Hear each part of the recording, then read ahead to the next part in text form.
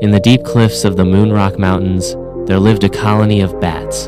They hung upside down, slept during the day, and flew through the night like silent shadows, all except one, a young bat named Luma. Luma was different. While others slept through sunshine, Luma peeked out of the cave at the golden light flooding the valley below. She marveled at the dancing flowers, the chirping birds, and the glowing yellow ball in the sky. "What's that?" she had once asked. "That's the sun," her mother had whispered. "It's not for bats. It's too bright, too hot, too dangerous." But Luma couldn't look away. Her heart fluttered with longing. Luma tried to love the night. She flapped through moonlight, chased moths, learned echolocation. But every evening, just before sunrise, she would glide to the cave entrance and stare at the first golden rays peeking over the hills. She whispered, "One day, I'll fly to the sun." The other bats laughed. "Luma, that's impossible. You'll go blind. Why chase what you're not meant for?" Even her best friend, a kind bat named Tilo, shook his head gently. "You're a night creature, Luma. That's who you are." But Luma looked at the dawn sky and whispered back, "Then maybe I'm something else." One morning, just as the bats were heading to sleep, a bird with golden feathers crash-landed outside the cave. It was a young sunbird named Raya. She had broken a wing in a storm. The bats panicked. "A day creature! Keep her out!" But Luma rushed forward and helped the bird inside. She wrapped her in soft moss and fed her berries. Raya, in return, told Luma stories of soaring through clouds, basking in sunlight, and drinking nectar from rainbow-colored flowers. Luma's eyes sparkled. "Can bats ever fly in sunlight?" Raya paused. "It's not common, but maybe, if you truly believe it, you can." Raya healed and flew away. But she left behind something in Luma, a burning desire to chase her dream. That night, Luma made her decision.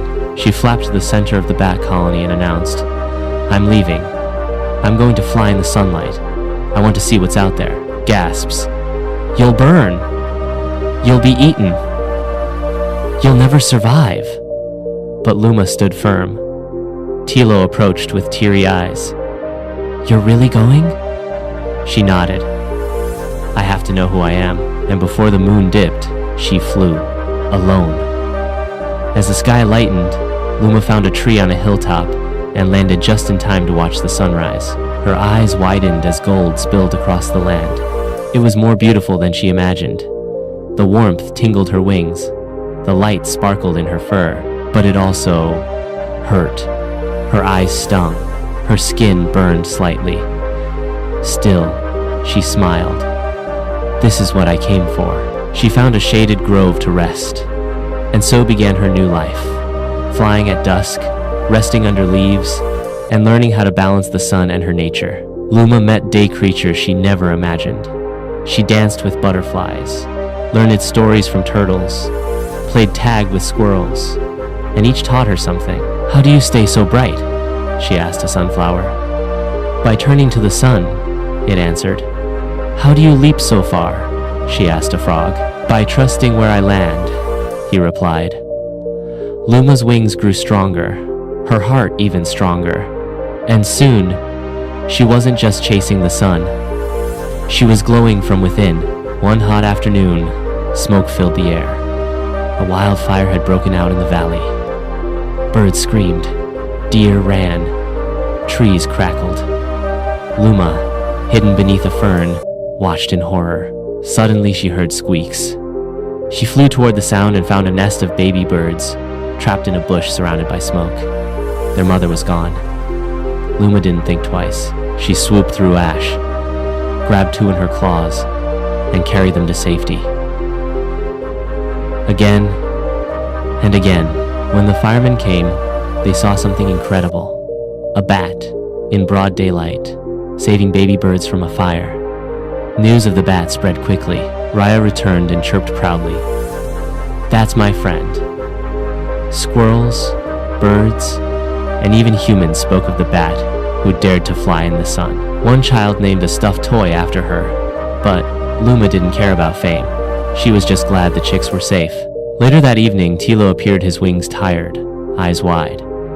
I followed the stories. I had to see if it was true. Luma smiled and nuzzled him. It's true. I fly in the sunlight now. Tilo looked up at the sky. Maybe. I'll try too.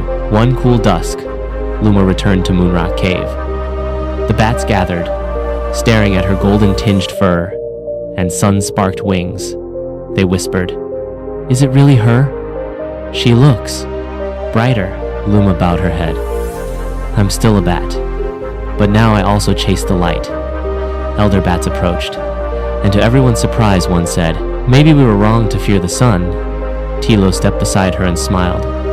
"We're not just creatures of the night, we're creatures of choice." From that day forward, young bats sometimes flew out at dawn just to watch the sun, and they called themselves sun chasers. Luma built her nest high in a tree where dawn always touched her first. She flew by stars. She soared by sunlight.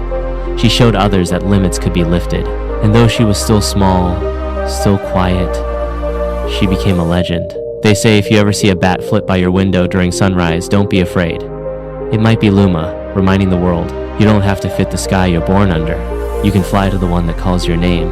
Moral of the story: you don't have to follow what others expect. Sometimes, the bravest thing you can do is chase what makes your heart shine, even if it scares you. Because courage isn't the absence of fear, it's flying through it, toward the light.